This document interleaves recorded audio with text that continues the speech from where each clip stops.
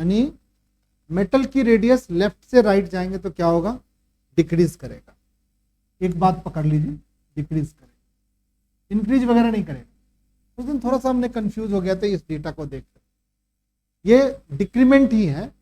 ये ग्राफ थोड़ा सा जब खींचा गया है ग्राफ को तो ऐसा बन गया, बट तो अगर एनसीईआरटी बुक में देखोगे ना तो ये ग्राफ नीचे ही आया है, ये ग्रेजुअली ऐसे ही ग्राफ आया, थोड़ा सा डिक्रीमेंट होगा, यानी लेफ्ट से राइट जाएंगे।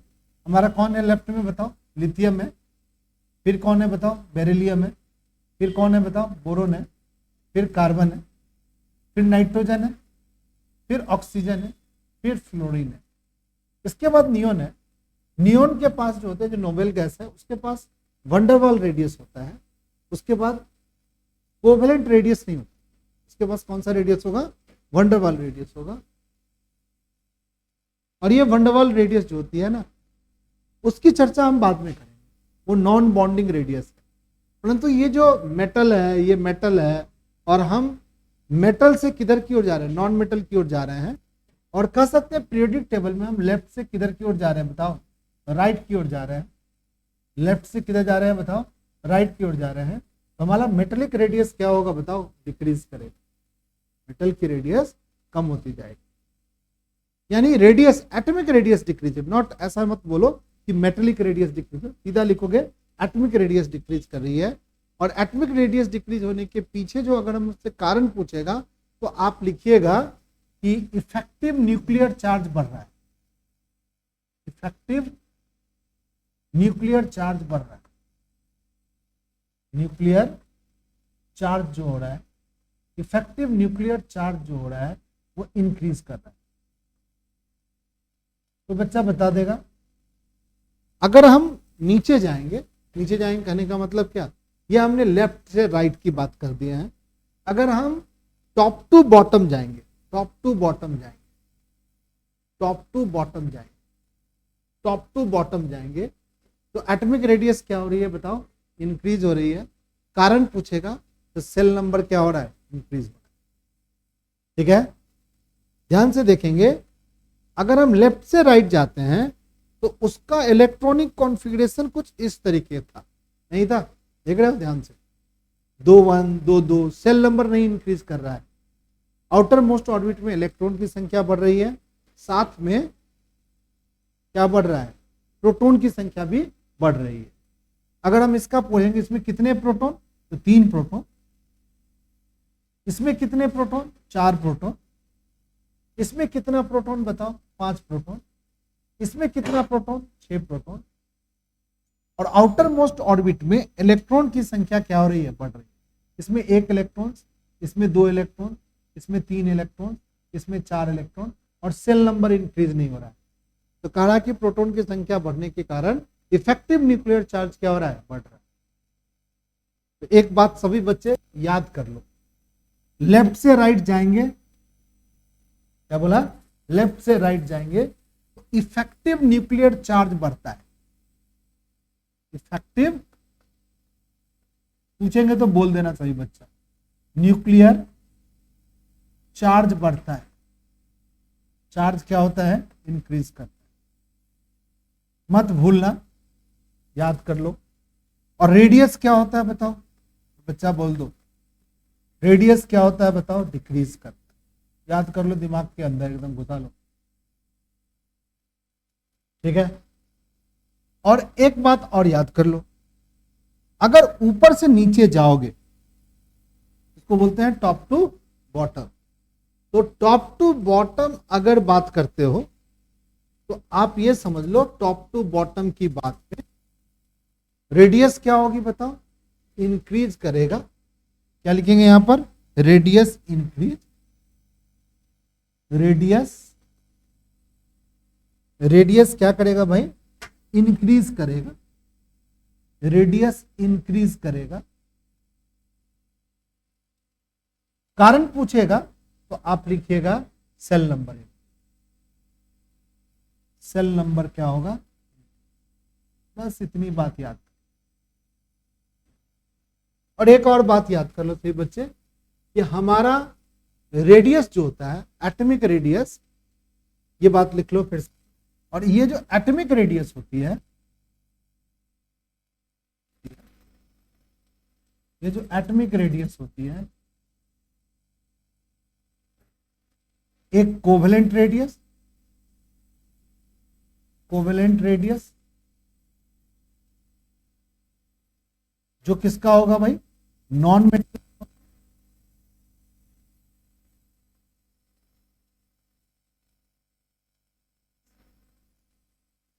जैसा कि नाम से पता चल रहा है।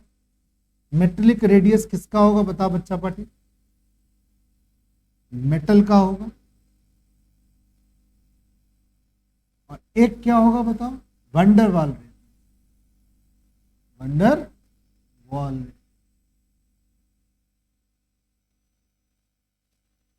ये हमारा नोबल गैस का, नोबल, इस वंडरवाल रेडियस को नॉन बॉन्डिंग रेडियस में, नॉन बॉन्डिंग रेडियस भी बोलते,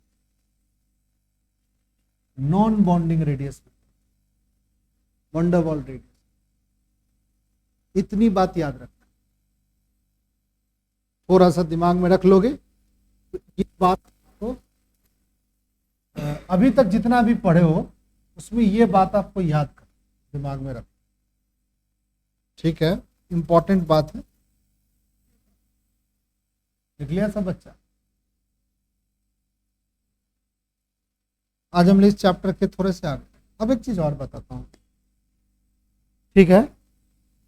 अब एक बात यहां से थोड़ा सा देख लो कि जैसे यहां पर एक छोटा सा हम डायग्राम बना के दिखाए हैं, इसको बोलेंगे कोवेलेंट रेडियस, क्योंकि इसमें क्या है, थोड़ा ओवरलैप किया है। इसको क्या बोलेंगे, मेटेलिक रेडियस, इसको क्या बोलेंगे, वंडरवाल रेडियस। ध्यान से देखो, वंडरवाल रेडियस में किसी तरीके का ओवरलैप नहीं है, मेटेलिक रेडियस में थोड़ा सा टच किया है, और कोवेलेंट रेडियस में क्या हो रहा है, ओवरलैप किया है। इसके इंटर न्यूक्लियर डिस्टेंस को आधा कर देंगे तो बोलेंगे कोवेलेंट रेडियस, इसके इंटर न्यूक्लियर डिस्टेंस को आधा कर देंगे तो मेटेलिक रेडियस, और इसके इंटर न्यूक्लियर डिस्टेंस का आधा कर देंगे तो क्या होगा भाई, किसका होगा वंडरवाल रेडियस, नोबल गैस। अभी तो हम एटम की बात किए हैं, एटॉमिक रेडियस की बात किए हैं, अब हम लोग आयंस की बात करते हैं। जो आयंस होता है, हमारे पास आयंस कितने तरीके के होते हैं, दो तरीके के होते हैं, एक केटायंस और एक एनायंस। जैसे कोई मेटल है, अगर हम कोई मेटल लेते हैं तो मेटल जनरली इलेक्ट्रोपॉजिटिव होता है। क्यों होता है इलेक्ट्रोपॉजिटिव, अगर नाम पूछेंगे कि इलेक्ट्रॉन लूज करता है। तो जैसे हमारा सोडियम या जैसे हमारा नोबल गैस यहाँ पे रखते हैं ना पीरियोडिक टेबल, तो ये जो दो टेबल है, ये पहला यही दो टेबल की बात कर लेते हैं। ये टेबल के सारे एलिमेंट इलेक्ट्रोपॉजिटिव होते हैं। क्या होते हैं भाई, इलेक्ट्रोपॉजिटिव होते हैं। और ये जो इलेक्ट्रोपॉजिटिव एलिमेंट होते हैं, ये एलिमेंट इलेक्ट्रॉन डोनेट करते हैं। जैसे हमारा सोडियम हो गया, यहाँ पे होता है सोडियम एक इलेक्ट्रॉन दे। तो बच्चों को पता है ये क्या कहलाता है, कैटायंस कहलाता है। और ये क्या हो गया, एटम हो गया। इस एटम से ये क्या बन गया बताओ, आयंस बन गए। ये बन गए, ये एटम से क्या बन गए, आयंस बन गए। ये आयंस को हम कैटायंस बोलेंगे। अगर हम इसका मॉडल बनाए, न्यूक्लियर मॉडल कुछ इस तरीके से एटम का मॉडल बनाए, तो मॉडल बनाएंगे तो सोडियम के बारे में पता है, इसके पास टोटल कितने इलेक्ट्रॉन्स है भाई, 11 इलेक्ट्रॉन्स। तो मॉडल जब हम लोग बनाते हैं तो इलेक्ट्रॉन्स की अरेंजमेंट को ही दिखाते हैं। तो हमारा प्रोटॉन्स भी 11 है, तो प्रोटॉन्स के लिए हम न्यूक्लियस बना देते हैं, ठीक है। इसका पहला सेल हो गया, इसका दूसरा सेल हो गया, और इसका क्या हो गया, तीसरा सेल हो गया। अब इसमें इलेक्ट्रॉन की अगर हम डिस्ट्रीब्यूशन को दिखाते हैं तो इसमें 2 इलेक्ट्रॉन्स होंगे। इसमें कितने इलेक्ट्रॉन्स होंगे, 2 इलेक्ट्रॉन। इसमें कितने होंगे सोडियम में, बताओ कोई बच्चा, 8 इलेक्ट्रॉन्स। 4 हो गए, 5, 6, 7, 8 इलेक्ट्रॉन्स होगा। और बाहर में क्या होंगे भाई, 1 इलेक्ट्रॉन होगा। और सभी बच्चे जानते हैं कि बाहर वाला यही इलेक्ट्रॉन सोडियम क्या करता है, लूज करता है। लूज करके ये अपने कॉन्फिगरेशन को कैसा बना लेता है बताओ, ये अपने कॉन्फिगरेशन न्यूक्लियस का तो जस्ट जैसा था वैसा ही रहेगा, ठीक है। ये हमारा क्या हो गया, पहला सेल, और ये क्या हो गया भाई, दूसरा सेल। अब तुम ध्यान से देखोगे ये जो पहला सेल है इसमें कितने इलेक्ट्रॉन से बताओ, इसमें कितने इलेक्ट्रॉन से बताओ, 2 इलेक्ट्रॉन से, तो 2 इलेक्ट्रॉन से होगा। दूसरे सेल में कितने इलेक्ट्रॉन से अभी भी हैं बताओ, 8 इलेक्ट्रॉन से, ये 8 इलेक्ट्रॉन बना देते हैं। कितने हो गए भाई, 6 हो गए, ये 7 हो गए और ये क्या हो गया। अब अगर हमसे पूछेगा कि रेडियस किसका बड़ा है तो तुम नो डाउट आप रखोगे कि रेडियस किसका बड़ा है, जो यहाँ भी हमने बनाया था पिछली क्लास में कि रेडियस हमारा किसका बड़ा लग रहा है बताओ, सोडियम का। तो लिख देंगे सोडियम का रेडियस क्या है, सोडियम की रेडियस बड़ी है उसके फिर डॉटर से, यानी ये जो डॉटर बनी है इससे जो जनरेट हुआ है आयन जो हुआ है उससे सोडियम बड़ा है। अगर पूछेगा क्यों बड़ा है तो नाम क्या कारण लिखेंगे, कोई बच्चा बताएगा। इसमें सेल नंबर ज्यादा है, इसमें सेल नंबर क्या है कम है, ठीक है। तो डिक्रीमेंट ऑफ सेल नंबर, यानी सेल नंबर इसका 3 होता है और सेल नंबर इसका क्या होता है 2 होता है, तो लिख देंगे कि सेल नंबर डिक्रीज करता है। सेल नंबर क्या होता है बताओ, डिक्रीज करता है, डिक्रीज करता है, सेल नंबर डिक्रीज। इसलिए सेल नंबर डिक्रीज कर दिया तो हमारा रेडियस क्या हो गया, छोटा हो, ठीक है। इसका सेल नंबर 3 है, इसकी रेडियस की बात होगी तो सर ऐसे बनाएंगे, और इसकी रेडियस की बात होगी सर तो हम सर सिर्फ ऐसे बना पाएंगे। नो डाउट ये वाली लेंथ क्या दिख रही है सर, छोटी दिख रही है, और ये वाली लेंथ क्या दिख रही है बताओ, बड़ी लेंथ दिख रही है। तो हम कहेंगे सर ये रेडियस बड़ा है और वो रेडियस क्या है, छोटा है। अब ये बात कैटायंस के लिए हुआ, तो अगर हम थोड़ी सी स्लाइड में जो बातें लिखी हुई है उसको पढ़ ले तो कैटायंस आर स्मॉलर देन क्या पेरेंट्स, बात सही है। Cations are smaller than parents, reason के लिखेंगे इट हैज फ्यूअर इलेक्ट्रॉन्स, एक तो इलेक्ट्रॉन्स कम है, ठीक है। इलेक्ट्रॉन कम होने के कारण क्या हुआ, एक और कारण लिखा, सो द सेल नंबर क्या लिखा decrease while it's nuclear charge remain क्या सेम। अभी बताओ इसके प्रोटॉन, इसके न्यूक्लियस की ताकत कितनी है, तो बच्चा बताएगा इसके न्यूक्लियस में कितनी ताकत है, 11 प्रोटॉन की ताकत है। इसके न्यूक्लियस में भी कितनी ताकत है बताओ, 11 प्रोटॉन की ताकत है। न्यूक्लियस की ताकत सेम है बट सेल नंबर क्या हो गया, डिक्रीज कर गया है, जिसके कारण रेडियस भी क्या हो गई है, डिक्रीज कर। समझ गया इस बात को। चलो अब हम लोग, जैसा कि सभी बच्चों को पता है कि मेटल इलेक्ट्रॉन्स जो एलिमेंट जो होते हैं इलेक्ट्रॉन डोनेट भी करते हैं, इलेक्ट्रॉन क्या करते हैं, रिसीव भी करते हैं। तब जब इलेक्ट्रॉन रिसीव करेगा, इलेक्ट्रॉन क्या करेगा, रिसीव करेगा, तो एनायंस बनेगा। यहाँ पर इलेक्ट्रॉन्स क्या किया है बताओ, डोनेट किया है, तो क्या बना है बताओ, कैटायन बना है। अब कोई इलेक्ट्रॉन रिसीव करेगा तो क्या बनेगा भाई, एनायंस बनेगा। अब ये पता लगाना है कि जो एनायंस होते हैं वो क्या बड़े होते हैं कि छोटे होते हैं। यहाँ तो कैटायन छोटे हो गए। अब इस बात की चर्चा के लिए थोड़ा हम लोग और थोड़ा स्लाइड की बात को देखते हैं। देखो यहाँ लिखा हुआ है सिस्टमेटाइज तरीके से, आप समझ सकते हो। यहाँ से हो गया, ये बात हो गया, हम लोग पढ़ लिया एटॉमिक रेडियस इन ग्रुप पढ़ लिया, ये बात रेडियस ऑफ नोबेल गैस के बारे में चलो थोड़ी देर के बाद पढ़ लेंगे। ये वाला बात हो गया, कैटायंस आर स्मॉलर, ये वाली बात हो गई है हमारी, ठीक है। इसका फिगर समझ में सब बच्चों को आ गया। चलो इसको हम लोग 1 मिनट के लिए क्या करें, कट कर लेते हैं, और कट करके कहाँ लगा दें बताओ, उसी पन्ने पे लगा दें, उसी पन्ने पे लगा दें। कौन बता तुम्हें दिख रहा है बताओ, अच्छा पढ़े, कौन दिख रहा है, सोडियम क्या दिख रहा है, बड़ा दिख रहा है। सोडियम का आयंस जो है वो क्या दिख रहा है, नहीं दिख रहा। एक कितना है 0.16 नैनोमीटर है, और एक पॉइंट कितना है 0.098 नैनोमीटर। सोडियम आयन छोटा हो गया। चलिए इसकी चर्चा हो गई हम लोग की। अब हम लोग एनायंस की बात करेंगे, ठीक है। अब एनायंस की बात करेंगे तो इस बात को हम काट के लगा दें। आयनिक रेडियस का टॉपिक अभी भी वही रहेगा, आयनिक रेडियस का ही टॉपिक रहेगा, बट यहाँ पर एनायन की चर्चा क्या होगी एनायंस में। तो एनायंस में जैसे मान लो कि क्लोरीन ले लिया, यहाँ पर क्लोरीन का एग्जांपल दिया है, एक क्लोरीन एटम होगी, कितने इलेक्ट्रॉन्स होंगे भाई, 17 होंगे। अगर 17 इलेक्ट्रॉन्स हैं तो 17 क्या है, प्रोटॉन्स भी है। तो 17 इलेक्ट्रॉन्स, एक इलेक्ट्रॉन्स ये रिसीव कर लेता है। अब प्रश्न ये उठता है कि सर हमें कैसे पता चलेगा कि कौन इलेक्ट्रॉन डोनेट करेगा और कौन इलेक्ट्रॉन रिसीव करेगा। तो तुम सभी बच्चे जान जाओ कि इधर वाला जो मेटल उठाओगे ना, इधर वाला जो एलिमेंट उठाओगे ये इलेक्ट्रॉन डोनेट करेगा, और इधर वाला एलिमेंट जब उठाओगे, यहाँ पर कितनी लाइन होती है, यहाँ पर बताओ सभी बच्चे, 6 लाइन होती है। यहाँ पर जो उठाओगे, ये नोबेल गैस को छोड़ दो, सिर्फ 1 2 3 4 5 और ये 6 लाइन जो है, ये 6 लाइन में हम लोग यहाँ पर कोई भी उठाएंगे, इधर से उठाएंगे, ये सब उठाएंगे, ये इलेक्ट्रॉन्स क्या करेगा बताओ, और क्लोरीन यहाँ पे होता है, ठीक है। तो क्लोरीन इलेक्ट्रॉन निगेटिव, क्लोरीन के साथ क्लोरीन होता है, ऑक्सीजन होता है, नाइट्रोजन होता है, ये सब इलेक्ट्रॉन क्या होते हैं, रिसीव करते हैं, ठीक है। 10, 8, 9 जो हमारे पास 3, 4 जो है ना लास्ट में जो यहाँ पर जो एलिमेंट्स सब, ये सब नॉन मेटल्स है, और ये सभी नॉन मेटल इलेक्ट्रॉन को क्या करते हैं, रिसीव करते हैं। तो इलेक्ट्रॉन रिसीव करेंगे तो ऐसे लिखेंगे, ठीक है। और यहाँ पर Cl पे क्या बनेगा बताओ, निगेटिव।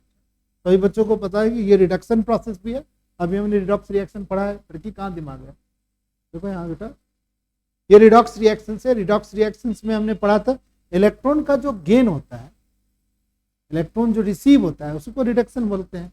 लॉस जो होता है तो क्या हो गया, ऑक्सीडेशन। गेन जो होता था वो क्या बोलते थे, रिडक्शन। तो यहाँ पर इलेक्ट्रॉन्स क्या कर रहा है, गेन कर रहा है, ये निगेटिव चार्ज, ये भी निगेटिव।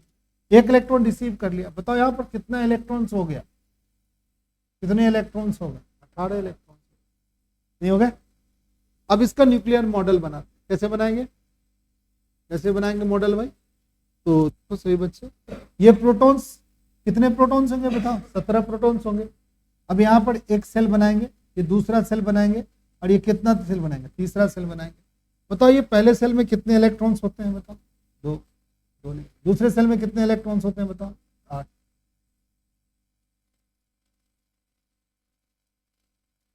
8 हो गया, हाँ सर 8 हो गया। तीसरे सेल में कितने इलेक्ट्रॉन्स होंगे बताओ बच्चा, तीसरे सेल में कितने इलेक्ट्रॉन्स होंगे बताओ, तीसरे सेल में इलेक्ट्रॉन्स की संख्या बता दो कोई बच्चा भाई, 7 होंगे, 7 इलेक्ट्रॉन, 4 हो गए, 5 हो गया, 6, 7। एक इलेक्ट्रॉन्स और आ गया, एक इलेक्ट्रॉन्स आ गया, एक एक्स्ट्रा इलेक्ट्रॉन्स आ गया, ये बाहर से आया हुआ इलेक्ट्रॉन है, थोड़ा अलग तरह से बना। और पहले से इसके पास कितने इलेक्ट्रॉन्स है बताओ, 7 इलेक्ट्रॉन्स। अब इसमें कितने इलेक्ट्रॉन्स हो गए बताओ, 8। बट आए हुए इलेक्ट्रॉन्स को यहां नहीं बनाना चाहिए, आए हुए इलेक्ट्रॉन्स को हमें इधर बनाना चाहिए। ये तो हमारा क्या है, क्लोरीन एटम नहीं है। इस क्लोरीन एटम में अभी कितने इलेक्ट्रॉन्स है बताओ, 7। अब क्या हो गया इसके बाद, क्या प्रोटॉन चेंज हुआ, प्रोटॉन तो अभी भी 17 ही है। पहले सेल में कितने इलेक्ट्रॉन, 2। दूसरे सेल में कितने इलेक्ट्रॉन, 8। तीसरे सेल में कितने इलेक्ट्रॉन, फिर से 8। क्या सेल नंबर बढ़ा, क्या सेल नंबर बढ़ा, नहीं बढ़ा। क्या रेडियस बढ़ेगा, रेडियस बढ़ेगा, रेडियस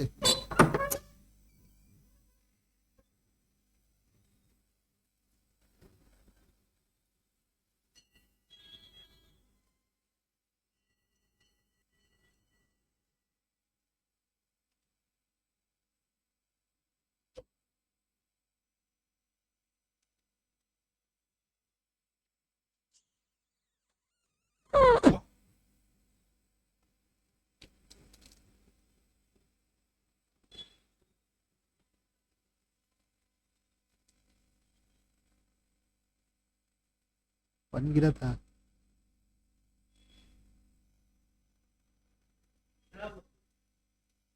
जम गया था ना वो। तो जब ये साफ होता है ना तो पाइप के इनर लेट में जाकर के जम जाता है कचरा, उधर से जब फूके है ना तब जाकर उधर से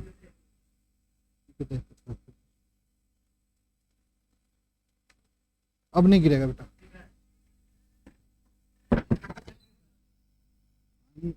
पाइप से अंदर तब नहीं गिरेगा। मार दो एक बार, मार दो एक बार। 17 प्रोटॉन है यहाँ पे, यहाँ भी 17 प्रोटॉन है। न्यूक्लियर चार्ज में कोई बदलाव नहीं आया, न्यूक्लियर चार्ज में कोई बदलाव नहीं आया। तो किस में बदलाव आया भाई, तो आउटर मोस्ट ऑर्बिट में यहाँ पर कितने इलेक्ट्रॉन्स थे बताओ, 7 इलेक्ट्रॉन्स थे। और यहाँ पर आउटर मोस्ट ऑर्बिट में कितने इलेक्ट्रॉन्स हो गए, 8। बताओ रेडियस बड़ा होना चाहिए कि छोटा होना चाहिए, क्यों बड़ा हो जाएगा, कोई आदमी बता देगा। सेल नंबर कहाँ इंक्रीज हुआ यार, क्या बुद्धू को जैसा जवाब देता है। यहां भी सेल नंबर 3 है, यहां भी सेल नंबर 3 है, बट यहां पर इलेक्ट्रॉन्स कितनी है बताओ, 7 है। वहां पे इलेक्ट्रॉन्स क्या है, हमारी रेडियस को इफेक्ट करने वाला 2 ही फैक्टर है, एक सेल नंबर और एक इफेक्टिव न्यूक्लियर चार्ज। बताओ इफेक्टिव न्यूक्लियर चार्ज में कोई बदलाव आया, इफेक्टिव न्यूक्लियर चार्ज में बदलाव आया। पहले न्यूक्लियर चार्ज कितना था बताओ? 17 था, 17 नहीं, हाँ 17 था। यहां भी कितना था बताओ? 17 ही है। बट इस 17 ने कितने आउटर मोस्ट ऑर्बिट कितने इलेक्ट्रॉन से बताओ? 7। 17 7 को खींच रहा था, अब ये 17 कितने को खींच रहा है बताओ? 8 को खींच रहा है। तो अंदर का जो इफेक्ट है, खींचने का इफेक्ट कम हुआ कि ज्यादा हुआ? कम हुआ ना। देखो, अगर मान लिया जाए कि 17 रुपए है और तुम लोग 17 भाई बहन हो, तो बताओ कितने रुपए तुम्हारे हिस्से का है? 1 रुपये। पर 17 इलेक्ट्रॉन से और भाई बहन क्या हो गया बताओ? 18 हो गया। तो तुम्हारे हिस्से में थोड़ा कम ही पैसा आएगा ना भाई। तो थोड़ा सा कम आएगा, जो 1 रुपये से थोड़ा सा कम आएगा। कम आएगा मतलब क्या? न्यूक्लियस इलेक्ट्रॉन को खींचेगा कम। इलेक्ट्रॉन को खींचेगा कम तो रेडियस क्या हो जाएगा? थोड़ा बड़ा ऐसा दिखेगा। एक और बात, यहां पर इस जो सरकमफ्रेंस में कितने इलेक्ट्रॉन से बताओ? 7। इस सरकमफ्रेंस में कितने इलेक्ट्रॉन से बताओ? 8। इलेक्ट्रॉन पर कौन सा चार्ज? निगेटिव। इलेक्ट्रॉन पर कौन सा चार्ज? निगेटिव। तो अगर इलेक्ट्रॉन पर निगेटिव चार्ज है तो सभी इलेक्ट्रॉनिक चार्ज जो इलेक्ट्रॉन जो है एक दूसरे को क्या करेगा बताओ? रिपेल करेगा। तो एक इलेक्ट्रॉनिक रिपल्सन जैसा भी एक फैक्टर है, जो फैक्टर क्या करता है भाई? हमारे रेडियस को इफेक्ट करता है। फिर से समझेंगे, ठीक है? एक छोटा सा एग्जांपल के थ्रू समझेंगे। एक छोटा सा टेबल है, इस छोटे से टेबल पे खाना खा रहे हैं हम लोग। ये छोटा सा टेबल है, कितने आदमी बैठ गए भाई? एक यहाँ बैठ गया, दूसरा यहाँ बैठ गया, तीसरा यहाँ बैठ गया, 4 आदमी आराम से खाना खा रहा, ठीक है? एक 5वां आदमी आ गया, कहा कि मुझे भी खाना है इस टेबल पे। तो तुम्हें क्या करना पड़ेगा? अभी तुम्हारा सरकमफ्रेंस कितना बड़ा है? इतना बड़ा सरकमफ्रेंस। अब तुम्हें एक आदमी लाना, तो थोड़ा सा इसको पीछे हट के बैठना पड़ेगा, इसको भी थोड़ा पीछे हट के बैठना पड़ेगा, इसको थोड़ा पीछे हट के बैठना पड़ेगा, इसको भी थोड़ा पीछे हट। तो ये आदमी यहाँ पर क्या हो सकता है? एडजस्ट हो सकता है। और ये एडजस्ट होगा तो इसका सरकमफ्रेंस क्या हो गया बताओ? इसी में अगर घुसना चाहेगा तो इलेक्ट्रॉनिक रिपल्सन क्या होगा? ज्यादा होगा, हाथ से हाथ टकराएंगे, खाने में दिक्कत होगी। तो हमने कहा क्या कि थोड़ा खासा सरकमफ्रेंस को फैला लिया जाए, क्योंकि हमारा सरकमफ्रेंस में ये जो सेंटर है, ये जो हमारा सेंटर है ये फिक्स है। यहाँ पर सेंटर कितना है बताओ? 17 का ही सेंटर का चार्ज है। सेंटर का चार्ज फिक्स है, बट इलेक्ट्रॉन की डेंसिटी क्या हो रही है बताओ? बढ़ रही है। तो इलेक्ट्रॉन की डेंसिटी बढ़ने का कारण इलेक्ट्रॉनिक रिपल्सन क्या हो गया? थोड़ा सा बढ़ गया। और इलेक्ट्रॉनिक रिपल्सन और इफेक्टिव न्यूक्लियर चार्ज 17 प्रोटॉन ने आउटर मोस्ट 60 इलेक्ट्रॉन को खींच रहा है, और यहाँ 17 प्रोटॉन आउटर मोस्ट कितने इलेक्ट्रॉन्स को? 8 इलेक्ट्रॉन को खींच रहा है। तो एक कारण और भी लिख सकते हैं कि हमारे न्यूक्लियस की जो इफेक्टिव न्यूक्लियर चार्ज था इलेक्ट्रॉन खींचने का, वो क्या हो गया बताओ? कम हो गया। अब ये जब कम हो गया तो हमारी रेडियस क्या हो जाएगी? थोड़ी सी बड़ी हो जाएगी। तो बताओ, क्लोरीन निगेटिव आयन का रेडियस बड़ा होगा एज कंपेयर टू क्या? क्लोरीन एटम से। यानी यहां पर जो डॉटर है, ये हमारी डॉटर है, जनरेट हुई है, पेरेंट से क्या हो गया बताओ? पेरेंट से क्या हो गया बताओ? बड़ा हो गया। पर कैटायंस में उल्टी बात है, जो सोडियम था ये बड़ा था अपने पेरेंट से। यानी कैटायन क्या होता है? छोटा होता है अपने पेरेंट से, और एनायन क्या होता है? बड़ा होता है अपने पेरेंट से। कारण लिखना पड़ेगा, एक रीजन लिखेंगे इलेक्ट्रॉनिक रिपल्सन और दूसरा रीजन लिखेंगे क्या? Decrease of effective nuclear. समझ गया कुछ बात है? चलिए भाई आगे चले गाड़ी लेके, ठीक।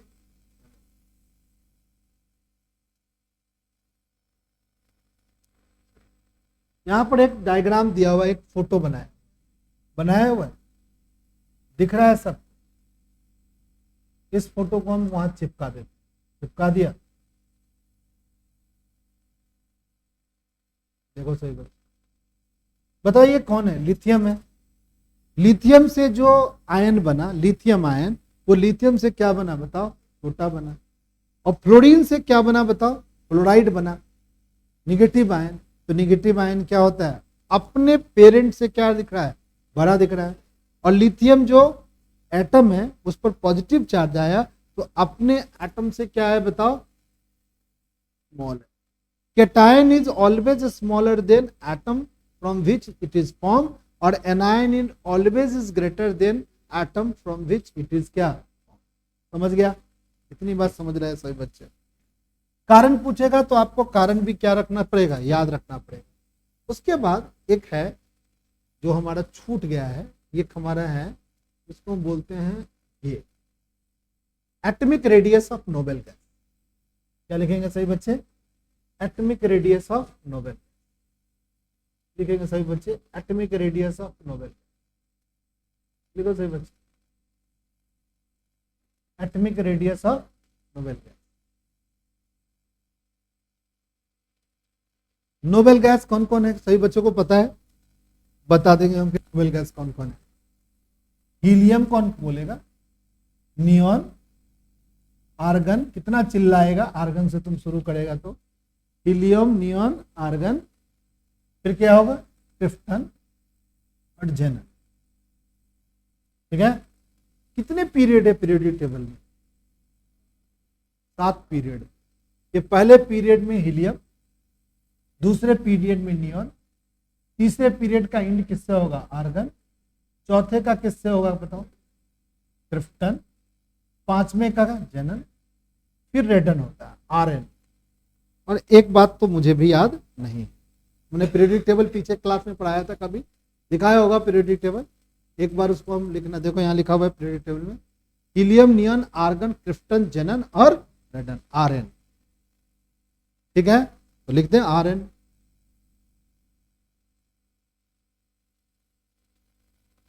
ठीक है, आरएन। एटॉमिक नंबर याद है सब बच्चों को?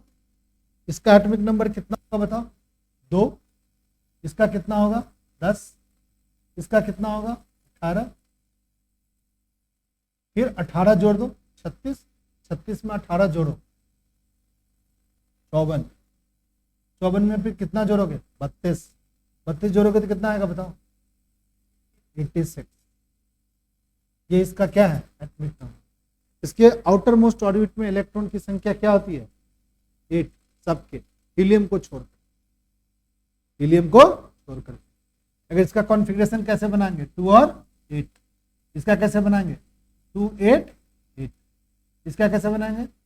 2 8 18 8। आ गया?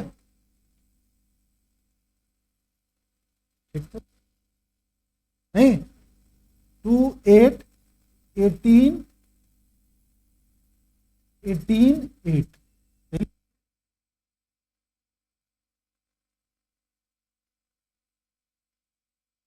लिख दिया। 18 18 36, 36 और 10 कितना हो गया? 36 और 10 46, और 46 और 8 46 और 8 54। और फिर क्या होगा? 2 8 18 32 8 नहीं 18 8। देखो आंसर, देखो आंसर कहते हैं, जोड़ो इसको। 18 और 8 मिलके कितना हो गया? 18 और 8 मिलके 26। 26 और ये 40, ये दोनों मिलके 40 हो गया ना? है 66 और 66 और ये 20 86। कैलकुलेटर काम नहीं देगा बेटा, जेईई मेंस में नहीं अलावा। देखना हो चाहे दिमागी दिखाओ, दिमागी को है दिमाग तो इसको जोड़ ले फटाफट। ठीक है, अगर जोड़ पाओ तो ज्यादा अच्छा, नहीं तो 2 में 2 भी जोड़ने के लिए कैलकुलेटर उठ जाएगा। ठीक है, हैबिट बड़ा खराब होता है, दिमाग कहेगा कि तो सबके आउटर मोस्ट ऑर्बिट में कितने इलेक्ट्रॉन से बताओ? 8 है। इसीलिए ये नोबेल गैस है। ये किसी से रिएक्ट करता है? नहीं करता है। आज के डेट में तो हम जानते कि नहीं करता है, बट जेनन जैसा एक ऐसा कंपाउंड है जिसमें रिएक्ट करता है, जेनन करता है। ये छठा है। और 7वां में ना अभी तक इन्वेंटेड नहीं है कोई नोबेल गैस। 7वां पीरियड पीरियोडिक टेबल में, जो पीरियोडिक टेबल का जो 7वां पीरियड है वो कंप्लीट ही नहीं है। ठीक है, तो इनकम्प्लीट है वो 7वां। तो नोबेल गैस की संख्या टोटल कितनी है बताओ? 6 है। 6 सेकेंड पीरियड, फर्स्ट पीरियड से शुरू होगा और कहते छठे पीरियड तक जाएगा, और ये कभी किसी से बाउंड नहीं करता है। ये ज्यादा ज्यादा क्या करता है कि एक नोबेल गैस आता है और साइड में दूसरा नोबेल गैस चिपकता है, ऐसे चिपकता भी नहीं है, साइड में खड़ा रहता है। इसको नॉन बॉन्डिंग स्टेट बोलते हैं। इसलिए कहा था नॉन बॉन्डिंग, तो ये नोबेल गैस जैसे हो ना मोनो एटमिक फॉर्म में एग्जिस्ट करता है। कहेगा हीलियम लिखो तो तुम हीलियम सर ये लिख दिया, बट पूछेगा हाइड्रोजन लिखो तो हाइड्रोजन कैसे लिखेगा भाई? H2 लिखेगा। हाइड्रोजन मॉलिक्यूल्स लिखो बट हाइड्रोजन एटम लिखो तब H लिखेगा। ये तो एटम तो फॉर्म ही नहीं करता, एग्जिस्ट ही नहीं करता है। तो हमारे पास H2 जो है ये हमारा क्या है? मॉलिक्यूलर फॉर्म में होता है। यहाँ पर हाइड्रोजन का एक एटम दूसरे एटम से क्या करता है? ऐसे ओवरलैप करके बन जाता है। तो ये तो हमारी कोवेलेंट रेडियस की बात होगी, बट ये हमारा कौन है बताओ? नोबेल गैस है। अब ये नोबेल गैस होने के NB होने के कारण ये कभी भी एक दूसरे को, तो नोबेल गैस अगर कोई आदमी कहेगा किस फॉर्म में, तो हम कहेंगे नोबेल गैस मोनो एटमिक होते हैं। नोबेल गैस क्या होते हैं? मोनो एटमिक होते हैं। इस तरीके से ये कभी their non bonding radius value are very large. अब ये क्या होगा भाई? ये नोबेल गैस का, एक नोबेल गैस का सेंटर, ये दो नोबेल गैस का सेंटर, इंटरन्यूक्लियर डिस्टेंस डिवाइड करोगे इसकी रेडियस थोड़ी बड़ी पाई जाती है एज कंपेयर टू कौन सा रेडियस? कोवेलेंट रेडियस या metallic radius. Atomic radius of noble gas is called क्या? Van der Waals radius. ठीक है, कोई आदमी पूछेगा कि हमारे नोबेल गैस का रेडियस को हम किस नाम से जानते हैं, तो आप लिख देगा वंडर वाल रेडियस। इसको नॉन बॉन्डिंग रेडियस भी बोलते हैं। देखो ये कहानी जैसा है। दूसरी एक और बात भी कि आप जा करके ना एक किताब से जो एनसीईआरटी बुक है, कम से कम उसके सवाल को लगाओ, उसके सवाल को लगाने की कोशिश करो। जो बच्चे के पास कोई सप्लीमेंट बुक है, तो जो मैं पढ़ाता हूं उसी पॉइंट पर जाकर के उसी टॉपिक को पढ़ो कि सर ने आज रेडियस को पढ़ाया है तो रेडियस हम पढ़ेंगे, और उस जो नोट्स तुम बनाते उस नोट्स में ऐड करो कि सर ने ये चीज छोड़ा है या हमने ये चीज एक नया चीज सीखा है, तो उस नोट्स को अपडेट करो। जैसे कोई देखे, हम बहुत सारे व्यक्तित्व को देखे हैं जो देखने में बहुत खूबसूरत नहीं था, चाहे उसकी चलो खूबसूरत का डिफिनेशन नहीं होती है, स्किन उसका थोड़ा डार्क था, उन्होंने थोड़ा ध्यान दिया ना तो उसका स्किन थोड़ा अच्छा हो गया। मैंने बहुत बच्चे को देखा है।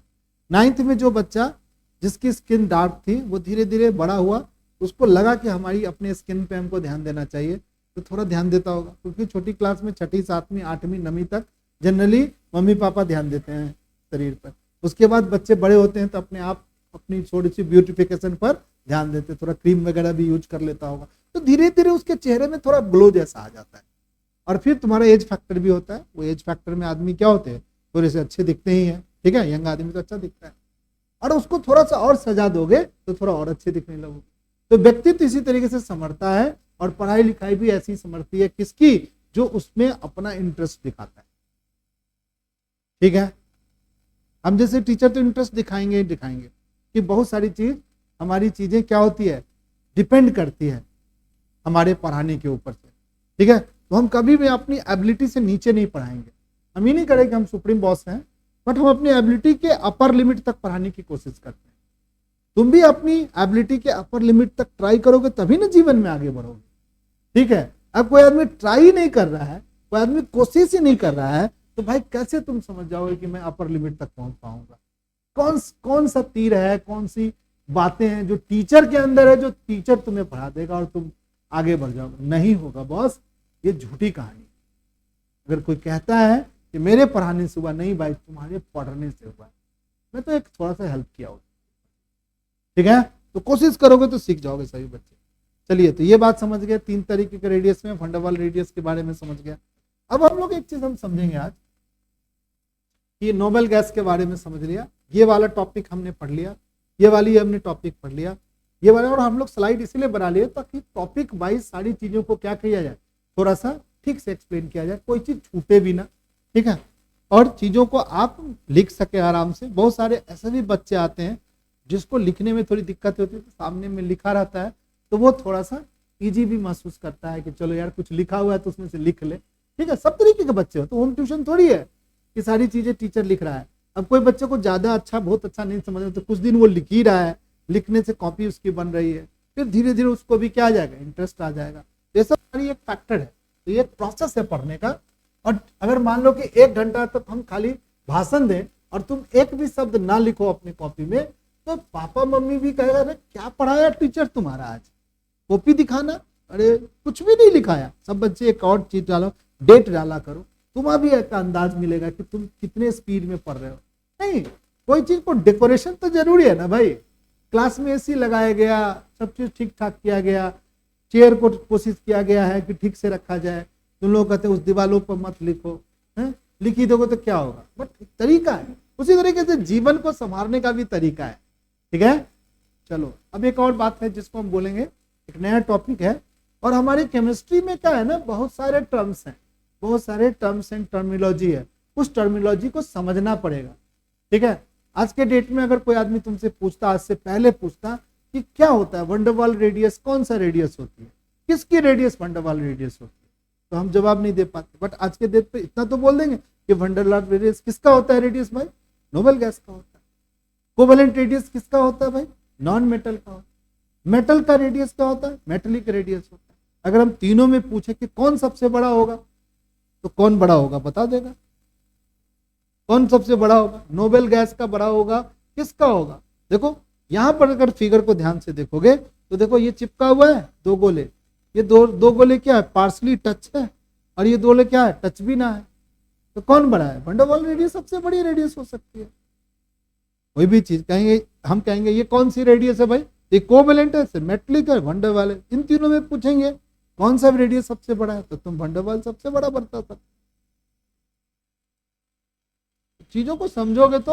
अब कोई आदमी पूछेगा ये कौन है, तो पूछेगा ये पेरेंट है, और ये कौन है, छोटा कैसे होगा, ये कैटायन है सर, कैटायन छोटा होता है, एनायन क्या होता है सर, बड़ा होता है, इसीलिए ये पेरेंट है सर, वो डॉटर है सर। दोनों के बीच ये पॉजिटिव और निगेटिव है, दोनों अट्रैक्ट हो गया है, बॉन्ड बनाया है सर।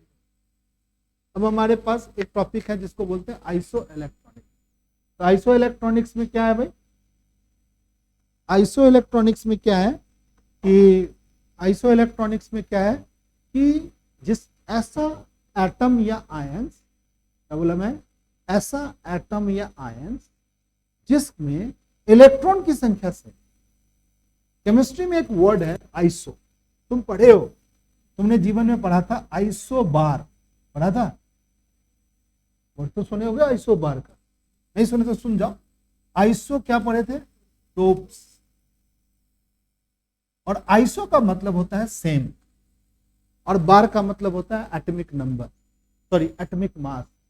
टोप्स मतलब एटॉमिक नंबर, ठीक है। तो यहां आइसो के साथ इलेक्ट्रॉनिक्स है, तो आइसो मतलब सेम, इलेक्ट्रॉनिक्स मतलब इलेक्ट्रॉन्स, सेम इलेक्ट्रॉन्स हो एटम और आयंस, यानी एक ऐसा एटम ले ली जाए और ये ऐसा क्या लिया जाए, आयन।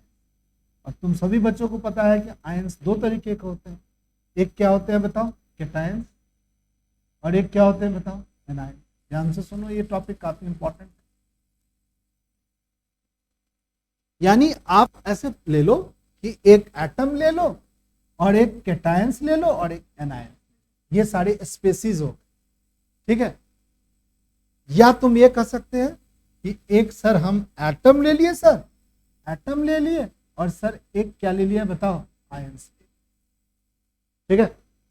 एटम और आयन, बट इसमें सेम नंबर ऑफ क्या होगा बताओ, सेम नंबर ऑफ क्या होगा बताओ, बोल दो बच्चा पार्टी, सेम नंबर ऑफ क्या होगा बताओ, इलेक्ट्रॉन हो।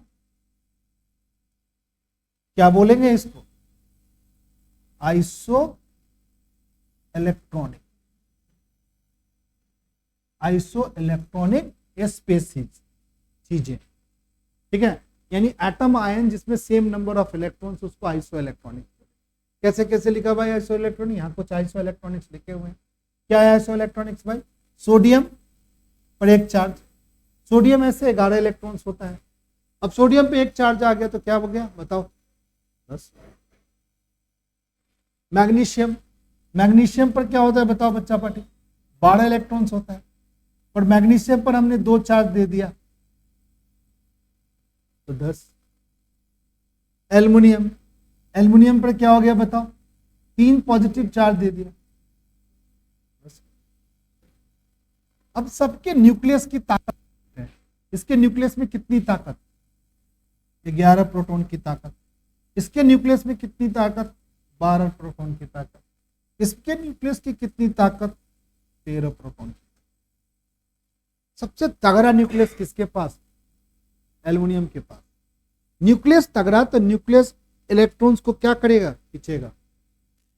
किसमें इलेक्ट्रॉन सबसे ज्यादा खिंचाएगा, एल्युमिनियम में खिंचाएगा, क्योंकि सबके पास इलेक्ट्रॉन्स इसमें कितना है बताओ, सबके पास इलेक्ट्रॉन्स कितना है बताओ, इन सबों के पास इलेक्ट्रॉन कितना है, 10। अब 10 इलेक्ट्रॉन्स को 11 प्रोटॉन खींच रहा है, 12 प्रोटॉन खींचता है, 13 प्रोटॉन खींच रहा है। क्यों पता चल रहा है, प्रोटॉन पर कौन सा चार्ज है, पॉजिटिव चार्ज। इलेक्ट्रॉन पर कौन सा चार्ज है, निगेटिव चार्ज। खींचेगा तो अट्रैक्शन है इसलिए खींचेगा, ये बात इसलिए बोल रहा है। अब ये खींचेगा तो 12-13 सबसे ज्यादा खींचेगा। अब 10 इलेक्ट्रॉन्स का मॉडल बना, मॉडल बने का मतलब कुछ दिखाते हैं कि इलेक्ट्रॉन्स कैसे अरेंज है। कैसे बनाएंगे भाई, ये न्यूक्लियस हो गया भाई, ठीक है, ये पहला सेल हो गया भाई, और ये क्या हो गया बताओ, दूसरा सेल हो गया। 2 ही सेल होगा, इसमें इलेक्ट्रॉन्स कितने होंगे भाई, 2 होंगे सर। इसमें कितने होंगे सर, 8 होंगे सर। सबका स्ट्रक्चर ऐसे ही बनेगा। क्या सबके न्यूक्लियस की ताकत सेम है, नहीं सर। अगर ये सोडियम का है तो इसमें न्यूक्लियस कितना है बताओ, 11 न्यूक्लियस का चार्ज है। अगर ये मैग्नीशियम का है तो न्यूक्लियस की ताकत 12 का है। अगर ये क्या है बोलो, एल्युमिनियम का है, स्ट्रक्चर तो ऐसे ही बनेगा बट न्यूक्लियस बदलेगा। न्यूक्लियस में 11 प्रोटॉन लिखेंगे, 12 प्रोटॉन लिखेंगे, नहीं तो 13 प्रोटॉन लिखेंगे। अगर ये 13 प्रोटॉन का है तो 13 प्रोटॉन क्या करेगा, सबको खींच लेगा ज्यादा। तो बताओ रेडियस कम होगा कि ज्यादा होगा, कम हो जाए। इन सबों में सबसे कम रेडियस किसका होगा बताओ, एल्युमिनियम। इसमें क्या होगा, सबसे कम रेडियस किसका होगा बताओ बच्चा पाटी, एल्युमिनियम का सबसे कम रेडियस, यानी एल्युमिनियम का रेडियस सबसे कम। +3 चार्ज का रेडियस सबसे कम, उससे किसका ज्यादा होगा बताओ, मैग्नीशियम +2 का। उससे किसका ज्यादा होगा बताओ, सोडियम। थोड़ा निगेटिव चार्ज की चर्चा भी कर लेते, ठीक है, तो पॉजिटिव चार्ज की चर्चा हुई। ये भी आइसो इलेक्ट्रॉनिक्स है। कौन कौन आइसो इलेक्ट्रॉनिक्स के साथ साथ है भाई, तो हमारे पास और कौन भैया हैं आइसो इलेक्ट्रॉनिक्स में, ऑक्सीजन पर 2 निगेटिव चार्ज। तो ऑक्सीजन पे 2 निगेटिव चार्ज, इसके पास भी इलेक्ट्रॉन कितने होंगे, 10। बट इसके न्यूक्लियस की ताकत कितनी है, 8 प्रोटॉन। नहीं, उसके पास नाइट्रोजन, नाइट्रोजन में क्या होगा भाई, उस पर 3 निगेटिव चार्ज हो गया। इसके न्यूक्लियस की कितनी ताकत होगी बताओ, 7।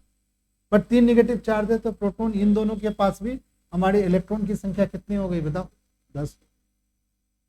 इलेक्ट्रॉन तो अभी भी 10 ही है। मॉडल तो ऐसे ही बनेगा भाई, एटम का मॉडल अगर बनाएंगे। न्यूक्लियस की ताकत सबसे कम किसकी है अभी बताओ, नाइट्रोजन की है।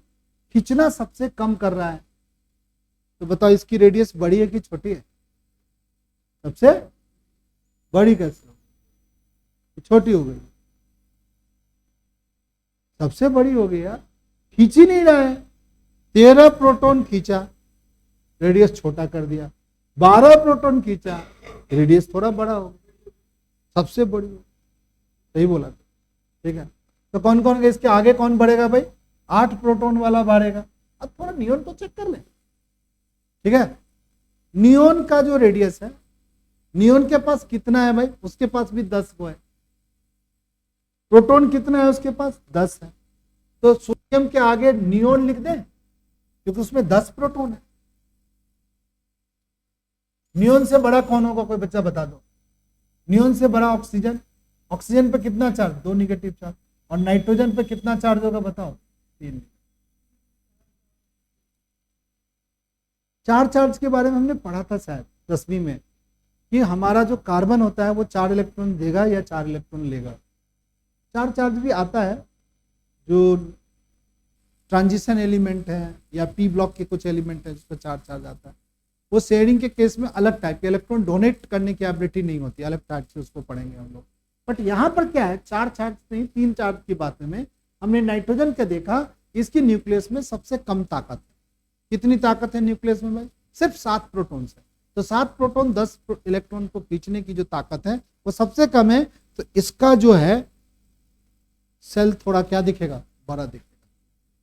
क्या इसका सेल नंबर में, ये सारे जितने भी हमने लिखे आइसो इलेक्ट्रॉनिक है, क्या इसके सेल नंबर में कोई बदलाव है? सब में सेल कितने हैं बताओ? 2 हैं।